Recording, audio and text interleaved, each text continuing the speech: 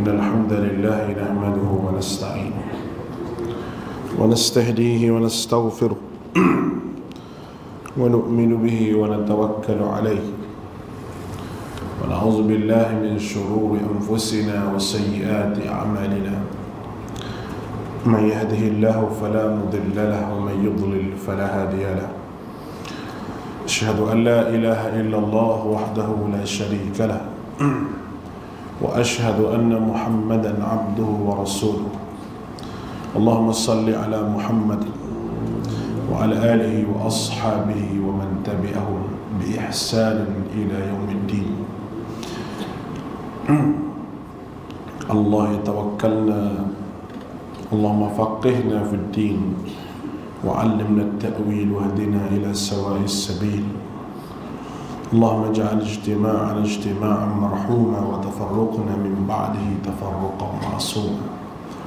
اللهم أرنا فيهم يوما أسودا. اللهم اشف مرضانا وجرحانا وارحم موتانا برحمتك يا أرحم الراحمين. Kita sambung lagi kitab kita berkenaan dengan amalan bagi penawar sifat dengki.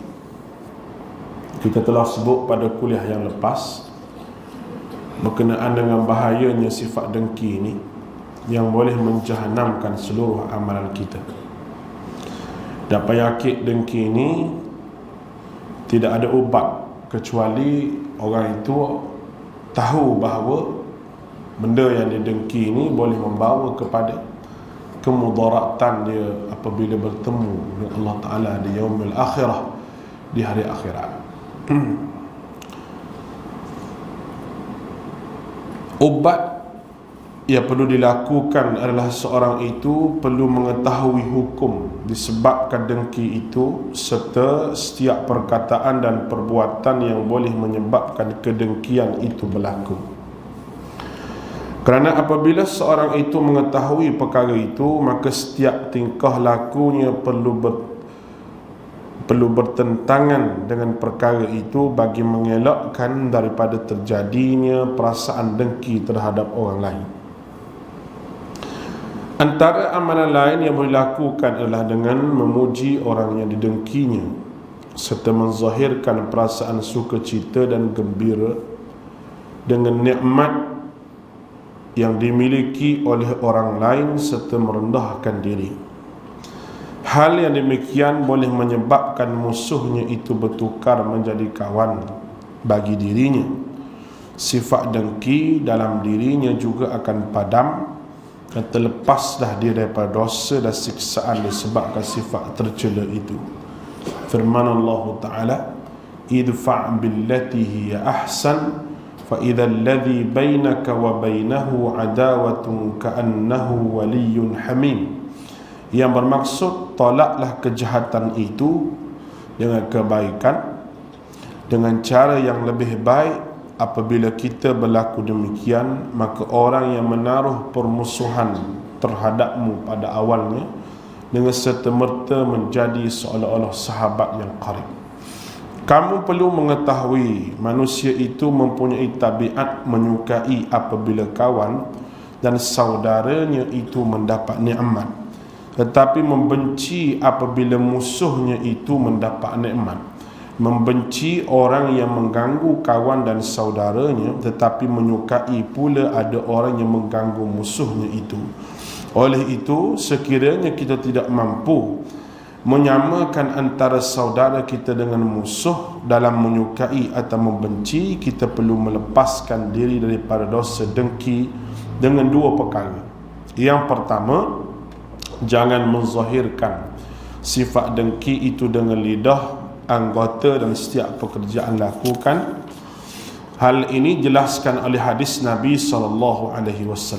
Nabi kata 3 perkara yang tidak selamat daripadanya oleh umat ini, itu sifat dengki, buruk sangka, mengambil sial daripada nenung nasib daripada burung. Tidaklah aku kabarkan kepada kamu tempat keluar daripadanya? Sahabat bertanya, kabarkan olehmu wahai Rasulullah. Baginda berkata, apabila kamu mempunyai sangkaan jahat terhadap sesuatu, maka janganlah kamu tahqiqkannya. Itu jangan kamu melakukan perkara yang dituntut dalam sangkaan jahat itu. Bahkan perlu kamu berhenti daripada memutuskan perkara yang kamu sangkakan itu. Apabila kamu merasa dengki terhadap seseorang, maka janganlah kamu melampauinya, iaitu dengan terdapat dalam hati kamu sesuatu yang boleh menyebabkan dengki, maka janganlah kamu melakukannya. Dan apabila kamu menunun nasib tadi, apabila kamu perlu melaluinya mengikut jalan tujuan asalmu, iaitu jangan kamu kembali seperti amalan orang-orang jahiliyah. Hadis ini ditakhrijkan oleh Al-Hafiz Abdul Rahman Al-Asfahani daripada Hasan Al-Basri. Namun hadis dinamakan hadis mursal kerana tabi'in melaporkan hadis ini tanpa menyebut sahabat sebagai perantaraan dia dengan Nabi SAW. Namun hadis ini dinilai sebagai lemah oleh Albani.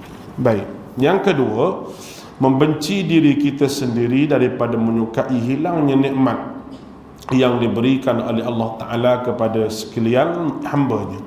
Apabila perasaan benci itu menyertai kita dengan urusan agama yang menyebabkan kita berasa suka dengan hilangnya nikmat seorang itu, malah menjadikannya tabiat kebiasaan, nescaya kita akan terhindar daripada dosa itu. Kita tidak diwajibkan mengubah semua tabiat itu kerana kita tidak mampu mengubah kebiasaan pada setiap perbuatan. Perlu diingati, tabiat itu sebenarnya tidak menjadi melainkan mereka yang terputus perhatiannya terhadap makhluk. Bahkan dia yakin bahawa orang yang mendapat nikmat itu sebenarnya tidak terlepas daripada risiko, sama ada menjadi isi neraka ataupun syurga. Oleh itu, jikalau terdapat isi neraka, maka nikmat itu sebenarnya tidak memberi manfaat kepadanya. Sekiranya terdapat isi syurga, maka tiada bandingan antara nikmat itu dengan nikmat syurga. Bahkan semua makhluk yang dilihat itu adalah hamba Allah dan Allah adalah kekasihnya. Maka apabila seorang itu mengasihi yang lain kerana yang lain itu adalah hamba kepada kekasihnya, itu Allah Ta'ala, itu kesan yang nyata daripada nikmat Allah Ta'ala kepada hamba-hambanya. Baik, apabila kita sebut setiap penyakit itu ada obatnya, maka tuan kita ni dia buat mari obat kepada penyakit dengki yang ada di dalam jiwa manusia. Dan penyakit zahir yang menjadi sakit manusia ni, penyakit zahir ni ada obat dia. Pergi di hospital, bagi tahu doktor, pening ke apa ke, semua tu ada obat. Kecuali mati satu je, tidak ada obat. Amalan kepada penyakit roh ni, doktornya adalah Nabi SAW. Ubatnya adalah ilmu dan agama. Dan seorang yang tidak ada ilmu tidak boleh mengubati penyakit roh dia. Dan apa yang kita sebut penyakit dengki ini merupakan penyakit roh, penyakit jiwa. Yang penyakit dengki ini adalah awal menyebabkan permusuhan di antara kita dengan syaitan, kerana syaitan itu dengki. Dengki kepada Adam alaihissalam, sebagaimana yang telah kita sebut sebelum daripada ini. Namun demikian, apabila kita dengki pada seseorang, dia kata kita menzahirkan pujian yang sebenarnya kepada dia, yang patut kita puji. Ada orang yang mana yang tak patut puji, puji. Itu orang panggil mengampu. Kerana nak dapat projek, maka kita pun puji dia. Kerana nak dapat sesuatu daripada apa yang kita puji, sama ada orang kita puji itu berkepentingan dan sebagainya, lalu kita puji dia dengan tidak ada hak untuk kita puji, maka itu haram. Tak boleh sama sekali. Kita puji nikmat dia ni, kita puji sungguh. Saya dengan pujian kita itu tidak mungkin kita ada sifat dengki kepada dia. Dia pun buat mari dua perkara di sini yang boleh kita simpulkan, iaitu jangan kita zahirkan sifat dengki dengan lidah, dengan anggota dan sebagainya. Kerana Nabi sebutlah hadis tadi, Dan itu tidak selamat umat ini yang ada sifat dengki. Beberapa perkara Nabi sebut: dengki, buruk sangka dan menu nasib, iaitu mengambil sial daripada petanda-petanda tertentu. 3 perkara ini tidak selamat. Sifat dengki kerana manusia tak layak untuk dengki dengan nikmat Allah Ta'ala. Kerana Allah Ta'ala bagi nikmat kepada seseorang ini mungkin berlainan. Kerana itulah ketetapan Allah Ta'ala. Likulli syai'in wa likulli syai'in indahu bimiqdar. Allah Ta'ala buat sesuatu ini ada qadar dia. Orang ni qadar banyak ni, yang ni qadar banyak ni. Masing-masing tidak lebih dan tidak kurang. Ada yang lebih, kita sama-sama usaha, sama-sama buat keluar modalnya sama, tapi untung dia berniaga lebih pada kita. Kan itu rezeki daripada Allah. Oleh kerana orang yang manusia ni, apabila dia ingat bahawa semua nikmat datang daripada Allah Ta'ala, saya dia kenal yang mana satu musuh dia, yang mana satu kawan dia. Hidup dalam keadaan tidak kenal musuh dan kawan, biasanya kita menjadikan musuh itu sebagai kawan kita, yang sebenarnya dia musuh kita. Orang beriman, Allah Ta'ala sebut innamal mu'minuna ikhwah fa aslihu baina akhawaykum wattaqullah. Sesungguhnya orang mukmin itu bersaudara. Bumi ini tidak layak untuk orang tidak beriman sebenarnya. Bumi ini tak layak untuk orang beriman. Bumi ini layak untuk orang yang beriman. Orang tidak beriman tak layak sebenarnya di atas muka bumi ini, kalau nak kira. Sebab itu kalau ada khalifah Islam yang memerintah dunia ini, orang tidak beriman dia kena bayar jizyah, bayar cukai. Kalau dia tak mau bayar jizyah, dia lawan Islam, kita kena dakwah dalam tempoh 3 hari pada dia. Ni saya sebut ni dalam konteks adanya sebuah kerajaan Islam dan ulul amri yang kita taat kepada dia.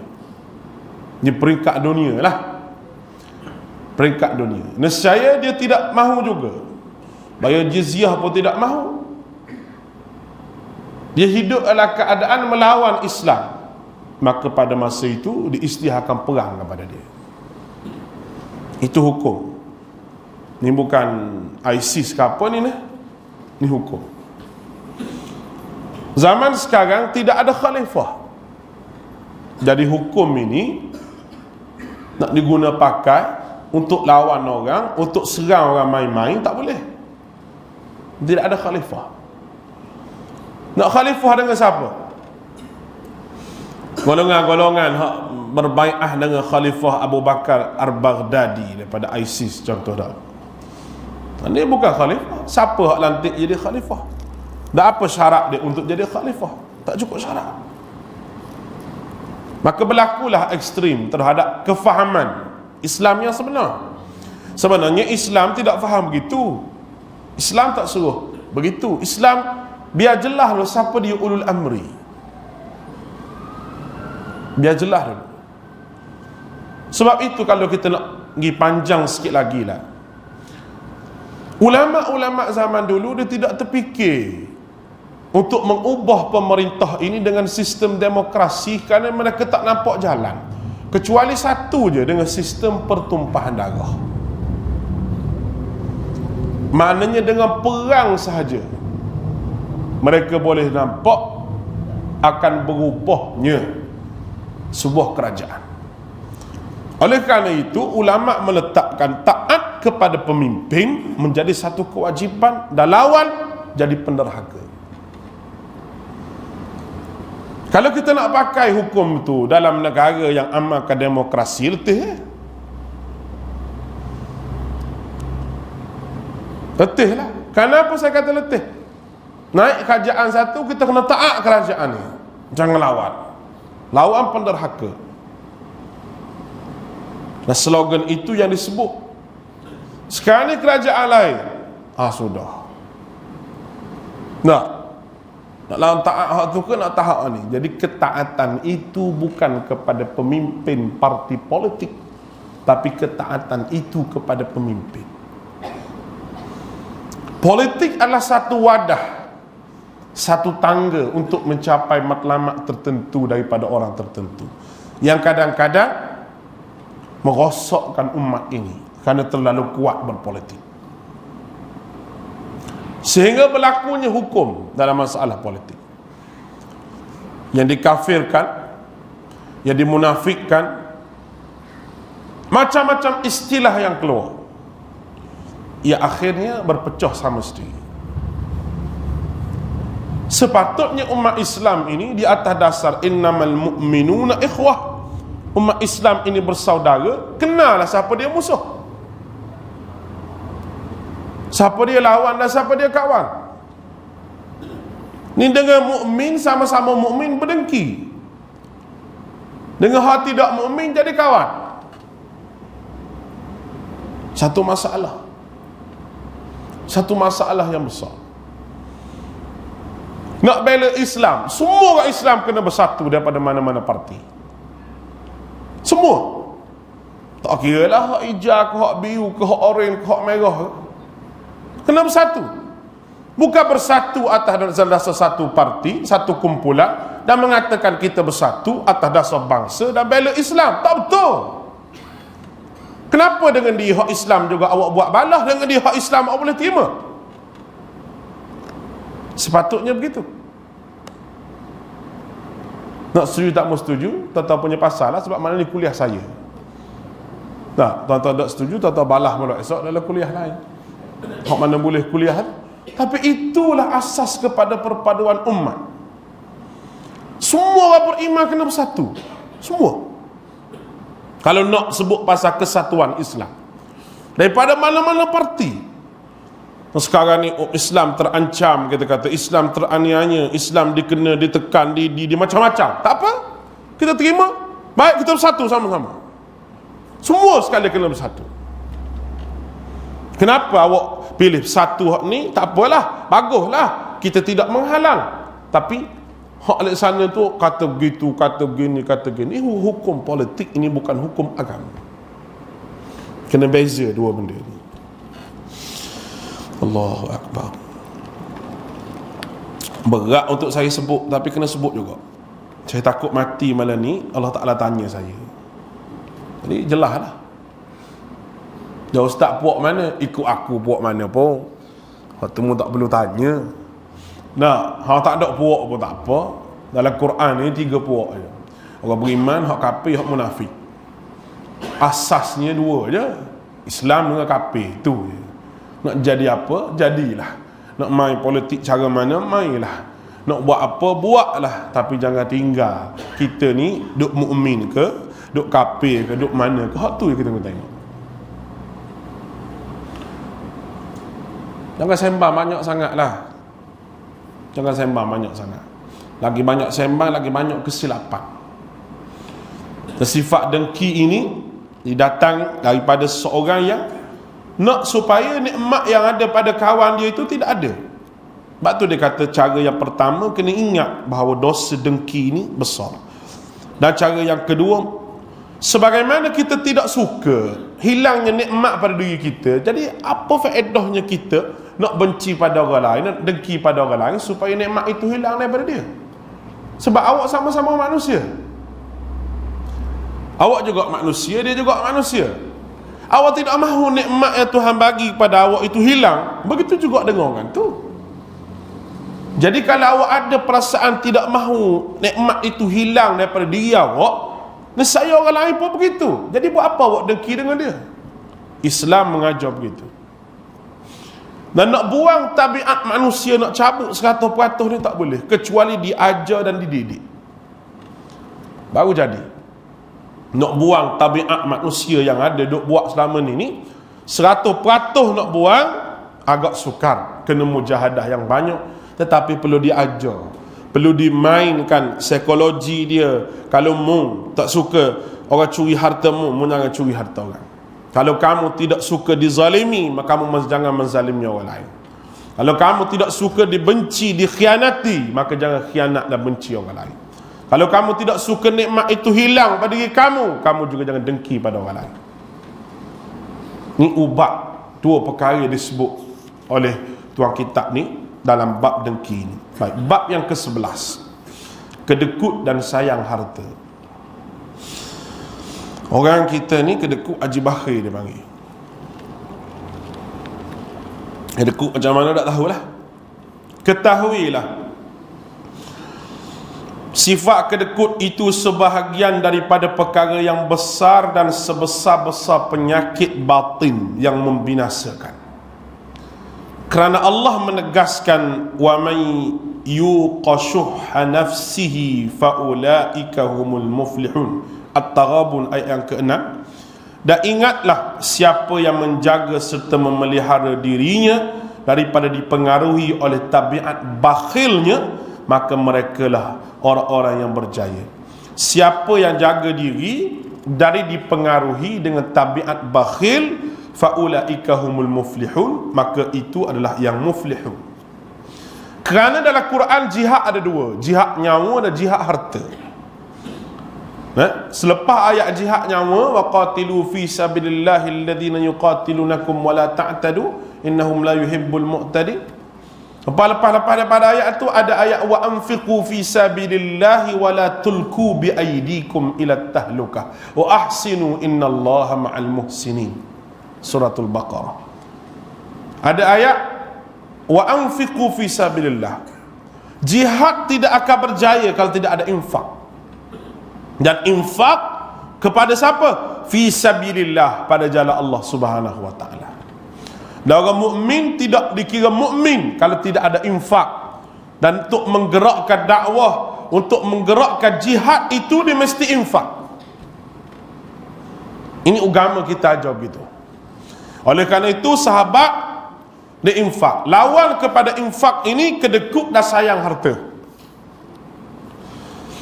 Firman Allah Ta'ala, وَلَا تَحْسَبَنَّ الَّذِينَ يَبْخَلُوا بِمَا آتَيْنَاكُمْ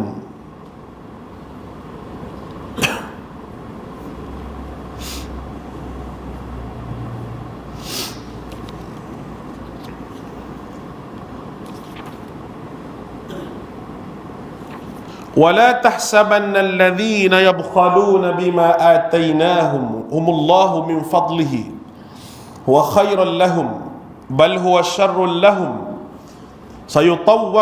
سَيُطَوَّقُونَ مَا بَخِلُوا بِهِ يَوْمَ الْقِيَامَةِ. Ali Imran ayat 180. Jangan kamu menyangka bahawa kedekut itu memberi kebaikan kepada mereka. Sebaliknya ia satu kejahatan bagi mereka. Harta yang mereka simpan, tidak mereka keluarkan nafkah zakat, itu akan dijadikan kalung di leher mereka pada hari kiamat. Ini bahayanya simpan harta tak keluar zakat. Allahu Akbar. Sebab itu Allah Ta'ala sebut tadi kena infak. Tu je jalan dia, kena bagi harta. Di mana sebab yang kita tak boleh jadi bagi ni? Dia akan sebut nanti sebab apa. Tapi Allah Ta'ala kata jangan kamu sangka kedekut tu beri kebaikan. Tidak. Kerana harta yang kamu simpan tanpa kamu infak akan dikalungkan, menjadi kalung daripada api neraka, disangkut tekukmu di hari akhirat esok. Rasulullah SAW menyatakan, iyyakum wasyuhha fa innama halaka man kana qablakum bisyuh.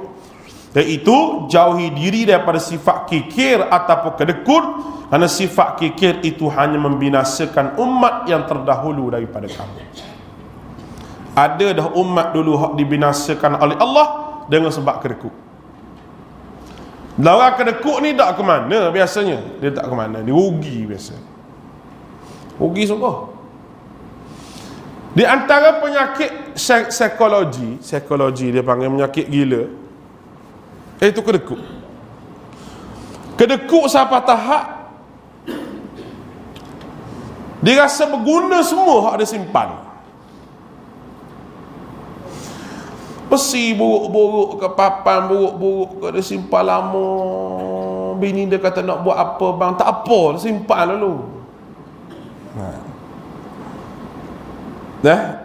Mak Saleh dia kaji, dia kata ini penyakit gila juga. Apa orang ambil kayu sebatang rumah kita tu bising. Penyakit lagu ni. Kedekut sangat, ya Allah. Kalau duduk di kedai tu dia senyap, orang duk bayar air pun, saya lupa beg kata. 4-15 tahun dah duduk berkawan, duk lupa beg situ. Muka orang sini nak tempat lain sebut. Tu kedekut punya pasal. Sebab dia rasa takut hilang harta tu daripada tangan dia. Dia rasa bagi ke orang ni, bagi tidak ada harta, sedangkan Allah Ta'ala nak balas. Allah Ta'ala balas. Jangan harap manusia yang balas, tapi harap Allah Ta'ala yang balas, baru jadi. Sebab apabila Allah Ta'ala balas, dia balas dengan kebaikan yang baik. Sama ada balasan itu dia bagi atas muka dunia, ataupun dia bagi syurga. Dan memanglah orang yang tidak kikir ini, orang yang infak ini, diberi syurga oleh Allah. Itu janji Allah. Ya, dia rasa nak simpan situ, simpan sampai buruk pun tak apa, asal jangan bagi kau orang. Ada penyakit gitu tak? Oh, ramai penyakit gitu. Dia simpan satu benda tu buruk, tak apa, tinggal duduk situ, biar rosok situ. Tapi nak bagi manfaat ke orang tu, tak sama sekali. Ada simin rumah dia lebih-lebih. Bismillah.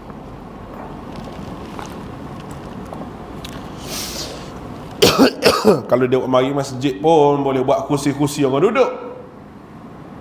Tak simpan sampai kerah. Esok dia mampu tanang dengan semi-semi. Nampak kedekut sangat lah. Nampak kedekut sangat. Sampai tahap gitu, sayang nak bagi orang, rasa sayang. Orang perempuan hak jadi minat baju ke, minat beg ke, minat apa tak, duduk simpan situ, berkulak situ, tak apa. Asal jangan bagi kau orang. Seronok duk tengok, seronok. Ada penyakit juga lagu tu, penyakit. Jadi simpan barang nak tengok seronok, tengok banyak tu seronok. Ni akan bertemu kebinasaan dan kerugian. Nabi kata sifat itu membinasakan umat telah daripada kamu. Nabi sebut lagi, salasun muhlikatun syuhun muta'un wa hawa muttabi'un wa i'jabu al-mar'i binafsih. Ia bermaksud terdapat 3 sebab membinasakan: kedekut yang dituruti, keinginan yang diikuti, berasa takjub dan kagum dengan diri sendiri. 3 benda yang membinasakan. Ingat ni, kedekut yang diikuti, diturut. Ikut kedekut, siapa kedekut kikir sangat, kedekut Haji Bakhir dia panggil. Keinginan yang diikuti, nak semua benda, tak ada keperluan pun, tapi nak. Dan takjub, berasa kagum dengan diri sendiri. Akulah hak paling kaya, akulah hak paling reti, dan akulah hak paling pandai, akulah hak paling segala-galanya. Ni 3 perkara yang membinasakan. Baik, itu hadis Nabi sallallahu alaihi wasallam. Rasulullah sallallahu alaihi wasallam menyatakan lagi, orang yang pemurah hampir dengan Allah, hampir dengan manusia, hampir dengan syurga, dan jauh daripada api neraka. Manakala orang yang kedekut, dia jauh daripada Allah, jauh daripada manusia, jauh daripada syurga, dah hampir kepada api neraka. Orang yang jahil lagi pemurah lebih baik dikasihi oleh Allah daripada orang yang mengerjakan ibadah tapi kedekut. Hadis ini daripada Tirmizi, rawahu Abu Hurairah. Kita ulang sekali lagi, dia sebut tadi, orang pemurah adalah orang hampir dengan Allah, dekat dengan Allah. Dan bila dekat dengan Allah, sebab dia pemurah, manusia pun senang dengan dia. Apa sifat-sifat pemurah dia? Bukan manusia nak cari peluang ke atas sifat pemurah dia tu, tapi dengan orang pun dia baik sebab dia ada sifat pemurah. Dan hampir dengan syurga, kerana sifat pemurah tu bawa pada syurga. Bila hampir dengan syurga, jauh dengan neraka. Tapi orang yang kedekut, jauh dengan Allah. Dengan manusia lagi jauh. Orang kata tak boleh buat kira, tak haji tu, tak boleh. Mungkin minta dengan dia, minta nak apa sumbangan. Oh, jangan bagi. RM1 dia bagi. Kereta dia 5 buah. Ladang harum manis dia berapa relung. Untung satu-satu musim harum manis itu dekat dengan 40-50 ribu. Dia bagi RM1 ke masjid. Dia bercakap sama-sama dia tak. Tu memang harum manis dia tak jadi. Tak jadi. Kalau Tuhan bagi jadi pun Tuhan nak suruh jadi macam ashabul ardul jannatain. Cerita yang Allah Ta'ala sebut dalam Quranul Karim. Dan benda itu berlaku di Yaman. Dalam surah apa? Dalam surah Hawamim tu ada cerita ni. Ardul jannatain. Saya pergi tempat tu, pemilik 2 kebun tu, tanahnya dibakar oleh Allah Ta'ala. Lepas esok dia nak tengok, sebab belum pada ni ayah dia tu bagi suka derma kat orang. Dia tak mau derma. Dia kata kita pergi kutip awal-awal, esok dia kata takut orang miskin bangun. Bila orang miskin bangun penuh depan kebun kita ni. Dan esok kita bangun pagi-pagi dia kata, supaya tak bertemu orang miskin. Dia bangun esok habis kebun dia dibakar oleh Allah, seolah-olah tanah tu tidak hidup. Kita pergi tu tengok tanah batu hitam tu, lumuk pun tak ada kat batu tu sampai sekarang. Tanah mati tu. Biasa gitulah orang kedekut begitu. Harum manis dia tak jadi habis. Golak habis licin. Kita doa gitu tak. Nampak nak kedekut sangat. Muka orang sini ni Venezuela. Baik. Dan dia hampir dengan neraka, jauh dengan syurga. Nabi kata orang yang jahil tak tahu apa, tapi dia pemurah, dia tu lebih baik daripada orang yang tahu yang ibadah dia kuat tapi dia kedekut. Tu nilaian Nabi SAW. Ibadah kuat dah, mari semua dah, mari mengajar pun mari, masjid pun mari, tapi kedekut satu je jaga. Hak jahil tu baik lagi, hak tak tahu tu baik lagi. Bukan baik kerana tak tahu, baik dari segi sifat murah dia itu, dia lebih baik. Yang mungkin Tuhan bagi ilmu pada dia nanti satu hari, Tuhan nak muka dengan sebab kebaikan dengan orang doa ke dia tu, mungkin satu hari Allah Ta'ala bagi bagi kepada dia. Baik. Maksud hampir dengan Allah lah hampir dengan rahmat dan pahala. Manakala yang dimaksudkan dengan hampir dengan manusia, itu manusia kasih pada dia. Hampir dengan syurga, antara dia syurga diangkat hijab, malah jauh dari Allah, itu jauh dari rahmat Allah. Bila manusia jauh daripada rahmat Allah, maka syaitan yang akan menjadi kawan dia. Asal bagi sifat kedekut adalah seorang yang kasih kepada hartanya, ialah kelakuan yang dicela bagi mereka yang tiada harta, tiada sifat kedekut, dengan menahan hartanya kepada sedekah. Namun masih terdapat orang yang pemurah, tetapi dalam masa yang sama dia kasih akan hartanya.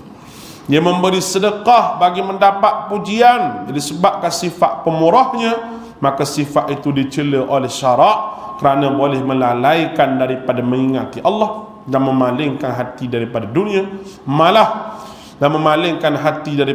malah kaitan dengan dunia begitu kuat hingga berat hatinya untuk bertemu Allah. Allah Ta'ala menyebut dalam Al-Quran, ya ayyuhalladzina amanu la tulhikum amwalukum wa awladukum an dzikrillah. Wahai orang-orang yang beriman, jangan kamu dilalaikan oleh urusan harta benda kamu dan anak pinak kamu daripada mengingati Allah dengan menjalankan perintahnya. Suratul Munafiqun ayat yang ke-9. Allah Ta'ala sebut lagi, innama amwalukum wa auladukum fitnah. Harta kamu, anak-anak kamu sesungguhnya hanyalah menjadi ujian kepada kamu. Nabi pula sebut, la tattakhidhu, jangan kamu membina sebuah empire sebagaimana perusahaan, peladangan, perniagaan dan sebagainya, diambil daripada hasil serta ia menjadi penyebab terhadap lalainya kamu daripada kemewahan dunia ini. Hadis sahih. Walau bagaimanapun mereka yang tidak lalai dengan kejayaan empire yang mereka bina, maka harus baginya membina empire itu seperti mana Rasulullah SAW dan para sahabat membina empire dalam bidang pertanian dan bidang perniagaan. Perkara ini diabadikan oleh Allah dalam Al-Quran. Rijalun la tulhihim tijaratun wala bay'un an dzikrillah, surah An-Nur ayat 37. Terdapat beberapa orang lelaki yang tidak melalaikan mereka akan perniagaan dan berjual beli mereka daripada zikrullah. Kita perlu mengetahui harta itu tidak tercela semata-mata, sebaliknya dicela adalah harta yang melalaikan kamu daripada beribadah. Maka kalau harta yang membantu dalam perkara ibadah adalah dipuji Allah Subhanahu wa taala. Nabi SAW menyatakan sebaik-baik harta yang baik adalah seorang yang baik.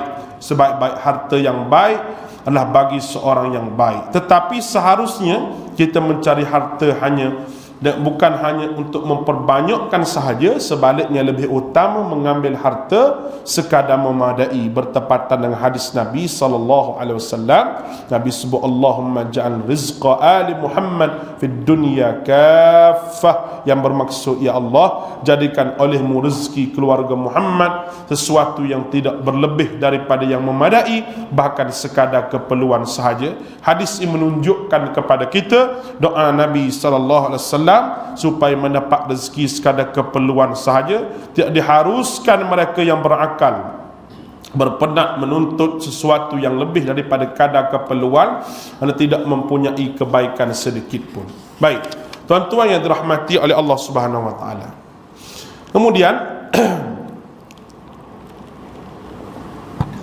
kasih kepada harta ni sebab apa? Sebab dia hilang, bahawa diingat, dia hilang satu sifat yang mana harta ni mari pada Allah Ta'ala. Tanda bersyukur dengan adanya harta, infak. Tanda kufur dengan adanya harta, kedekut.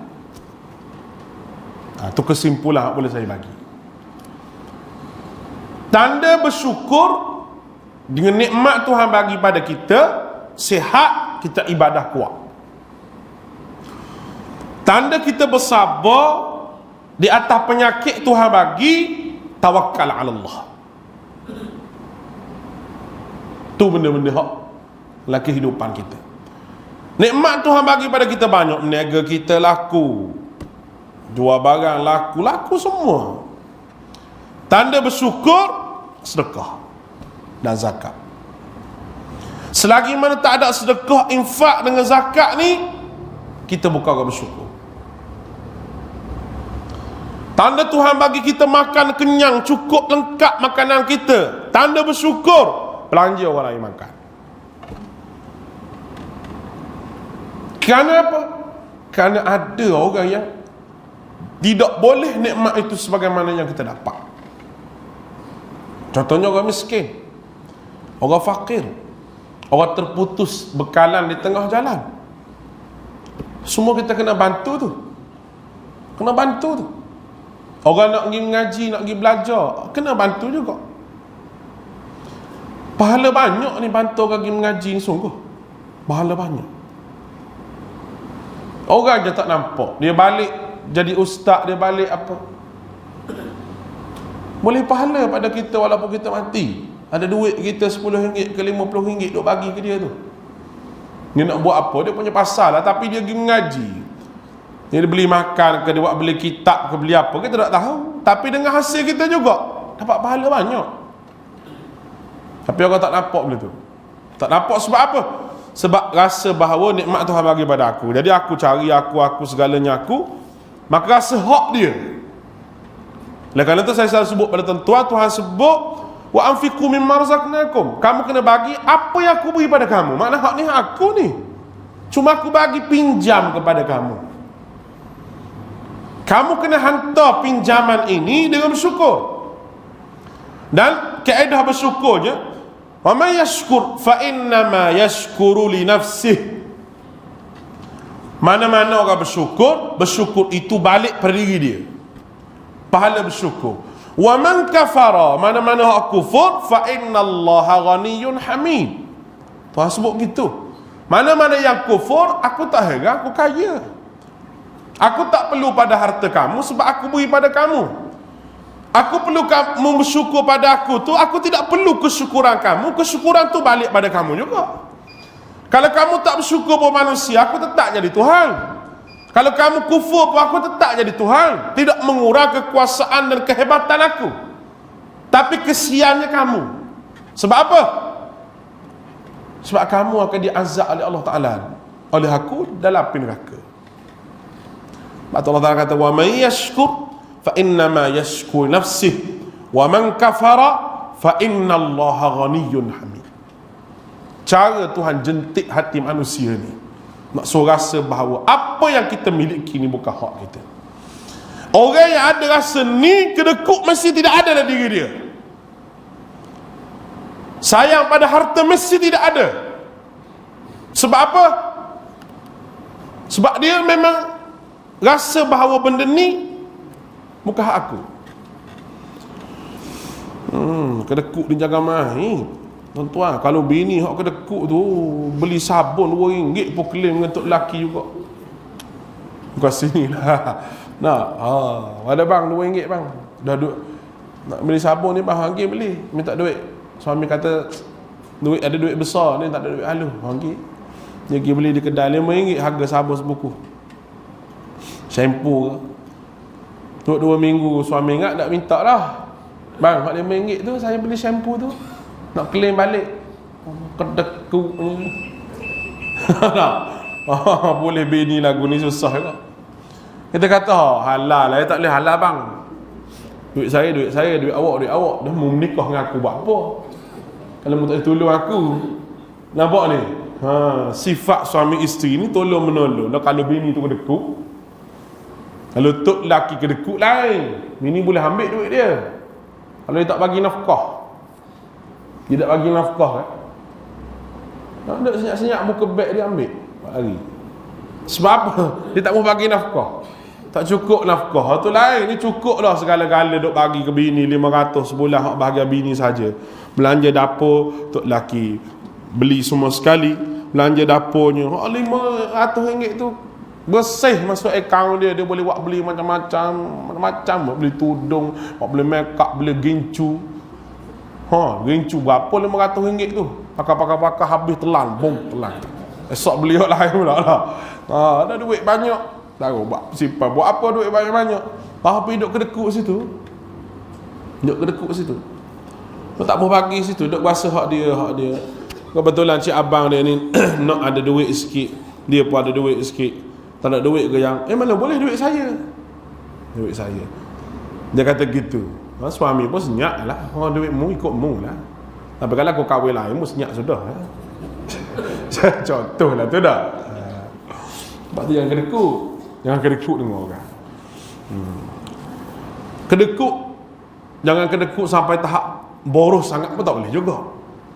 Tuhan marah juga. Kita kena pandai-pandai lah.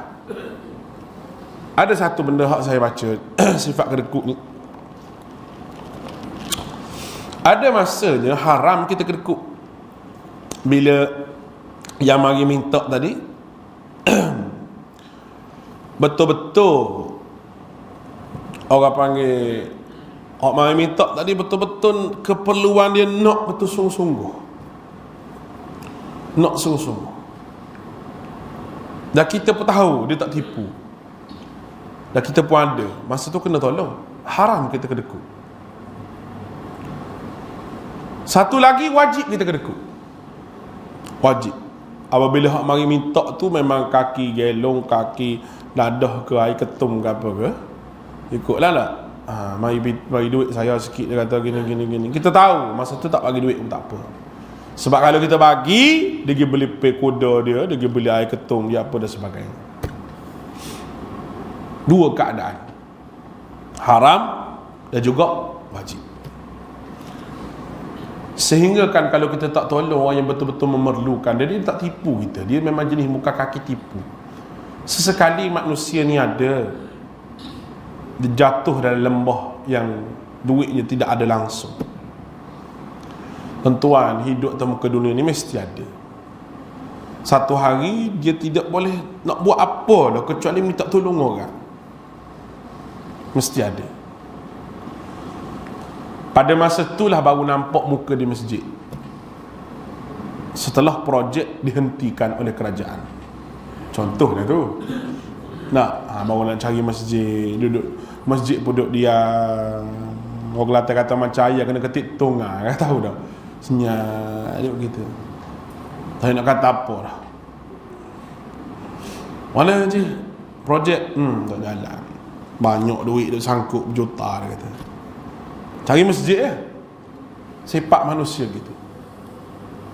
Harap supaya kekal lah, dapat projek balik, masjid mari je. Rupanya dapat projek, lari tak mari masjid. Hilang tak nampak muka. Perangai manusia gitu. Memang betul Tuhan cerita dalam Quran, betul perangai manusia gitu. Hak saya nak sebutnya, apabila kita berhadapan dengan masalah yang berat ni, minta tolong dengan orang, dan kita tak pernah minta tolong orang. Tolonglah kawan kita, aku minta tolong denganmu sikit. Dia kata, masa ni lah kita nak kenal siapa dia kawan kita. Hak boleh berkawan sekadar berkawan dalam kereta, hak boleh berkawan siapa dalam rumah. Masa ni boleh kita kenal kawan ni.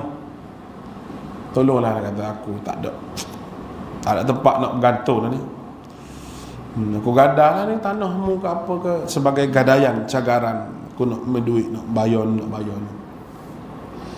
Masa tu boleh kita tengok kawan kita ni betul-betul nak berkawan kita atau tidak. Kita tak ada niat nak tipu Nabi laknat orang yang berhutang dengan niat nak tipu.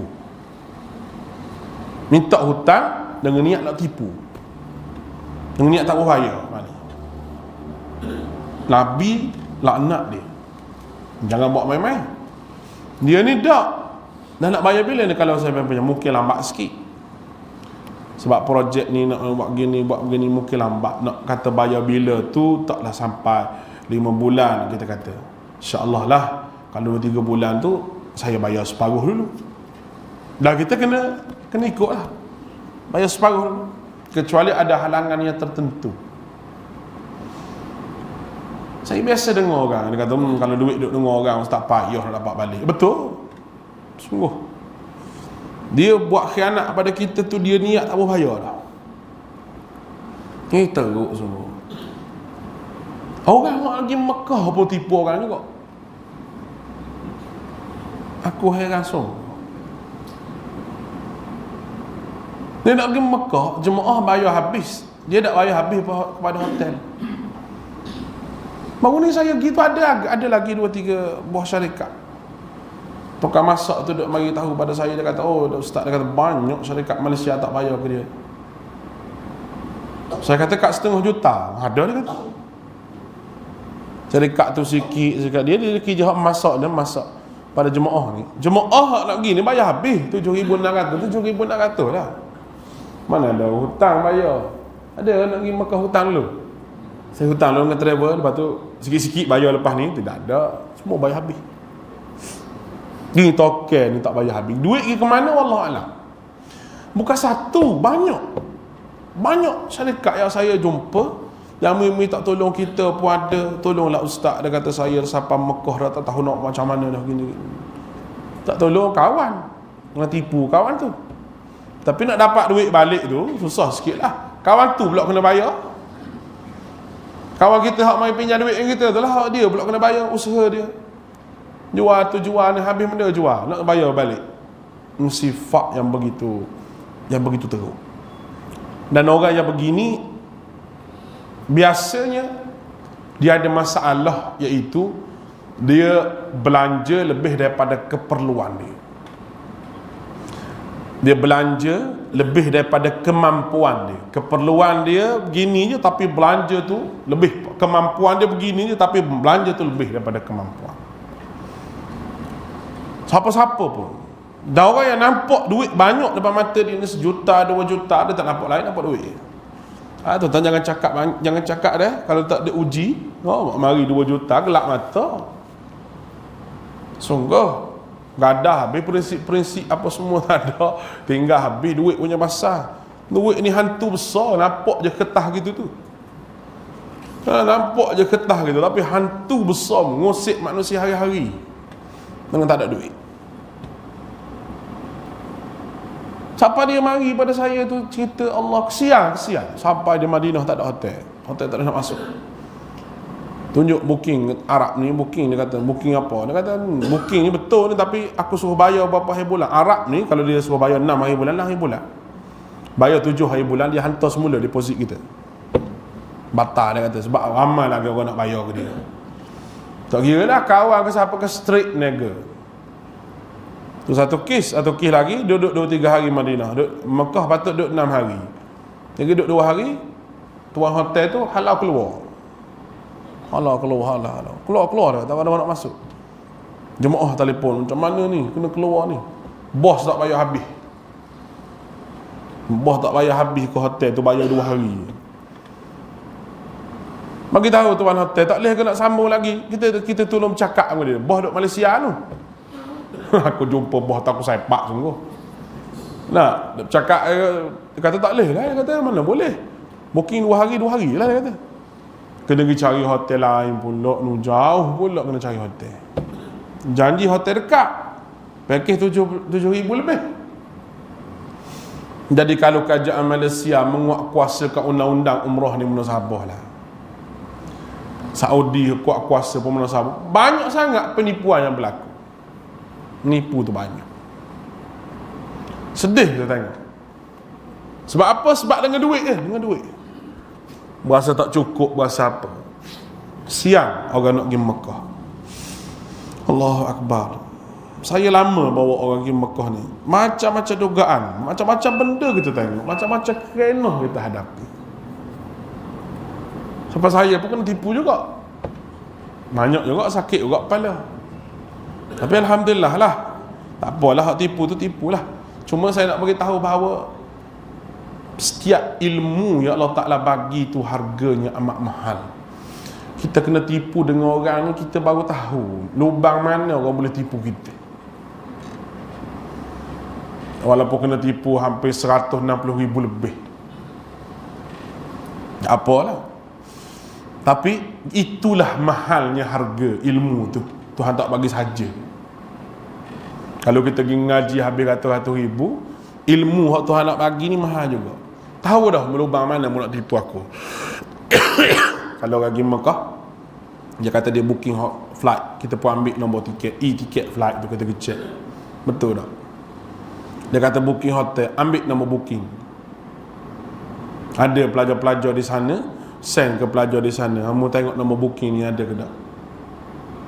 Semua tu boleh check. Zaman sekarang mudah, tak macam zaman dulu. Jemaah ni dia kira serah ke ustaz. Dah ustaz, rupanya ustaz tu belik serban, ular dalam serban tu. Nampak ni? Tu jadi masalah bagi kita. Baik, akhirnya siapa yang rugi? Diri sendiri, kerana dia telah makan harta dengan cara batil. Allah Ta'ala sebut, innama amwalukum wa auladukum fitnah. Harta kamu, anak-anak kamu merupakan fitnah, ujian yang besar bagi kamu. Harta satu, anak-anak satu. Dua benda ni tidak dikawal dengan betul. Kawal sebagaimana macam mana sahabat kawal dan Nabi kawal. Nabi kawal dua perkara ni. Sebab Nabi kata, jangan kamu ambil perniagaan, jangan kamu ambil ni, kalau terlalu banyak melalaikan kamu, stop. Nabi suruh ambil cukup-cukup makan. Tengok umur yang kita ada, takkan nak main projek juta-juta lagi, nak hidup berapa tahun. Cuba bagi tahu saya, nak hidup berapa tahun. Nak dengan hak sikit-sikit ni kita boleh makan, dah boleh hidup, dah boleh pergi Mekah, boleh buat haji, boleh apa dah. Cukup lah. Nak banyak mana lagi? Rumah dia dah ada, kereta ada, kereta, anak-anak besar belakang. Anak-anak pula duk kirim pula 100, 200 orang, 200. Nak apa lagi buat cik? Nak berokah tanah lagi.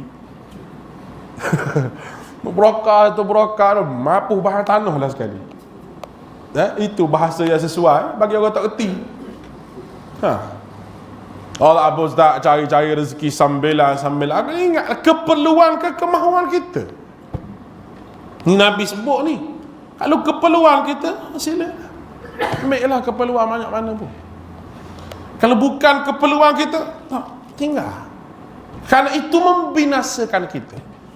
Sahabat dia fikir situ. Sebab tu sahabat dia boleh duduk dalam keadaan dia meniaga, harta dia banyak, tapi dia boleh jadi hamba Allah yang bersyukur dengan sekuat-kuat kesyukuran pada Allah Ta'ala. Uthman ibn Affan, Abdul Rahman bin Auf, Abu Bakar ni bukan calon-calon orang, ni kaki meniaga belakang ni. Dia ni, tapi boleh jadi seorang hamba yang betul taat pada Allah dalam keadaan harta yang banyak. Siapa sekarang ni ada Sayyidina Uthman punya harta, pergi bangunan hak baru ni di Madinah tu, dia tulis atas tu Waqaf Uthman ibn Affan. Pergi di sebelah utara Masjid Nabawi tu ada juga Waqaf Uthman ibn Affan. Pergi keluar kawasan Madinah juga tengok bangunan baru, ada juga Waqaf Uthman ibn Affan. Banyak harta Sayyidina Uthman. Kerajaan Saudi buat bangunan, jual, sewa, duit masuk dalam wakaf Uthman ibn Affan. Buat tempat lain pula, jual bangunan, wakaf masuklah duit. Dia kembang harta wakaf Sayyidina Uthman. Buat pergi ke mana? Harta wakaf ni lah buat belanja budak-budak Universiti Madinah tu, hak dapat bulan-bulan tu, budak-budak hak pergi mengaji tu bayar tiket dia pergi balik. Setiap tahun boleh pergi balik orang yang mengaji di Arab Saudi, sama ada di Abha, di Riyadh, di Madinah, Ummul Qura. Boleh allowance sama 800 sebulan. Ambil duit di mana? Dia nak pergi ayat dia lagi, nak pergi ayat orang lain. Rupanya duit wakaf tu banyak. Tu baru Uthman bin Affan, tak masuk orang lain lagi. Ar-Rajhi saja. Harta Ar-Rajhi saja berapa trilion harta, banyaknya. Tapi wakafnya begitu hebat. Sampai dalam Masjidil Haram dengan Masjid Nabawi itu ada satu kawasan, nak buka puasa orang lain tak boleh hampa dia punya safrah tu, tak boleh. Sehingga kawasan Ar-Rajhi kena masuk lama juga itu. Ini kawasan Ar-Rajhi. Ini Ar-Rajhi dia pakai baju Ar-Rajhi. Muassasah Ar-Rajhi. Dia semua dia pakai Ar-Rajhi. Tu petugas dia. Boleh kata separuh Masjidil Haram tu buah tamar apa, kahwah, kopi apa semua, roti semua hari-hari bulan Ramadan. Tak masuk puasa Isnin Khamis hari. Tapi kaya tak Tuhan beri dia? Kaya. Kita ada simpan duit ni, kaya ke tak? Sesak. Kaya apa? Nah, Allahu a'lam. Kita sambung pula depan insya-Allah. Subhanakallahumma wa bihamdika, astaghfiruka wa atubu ilaik. Wa sallallahu alaihi wasallam Muhammad. Assalamualaikum warahmatullahi wabarakatuh.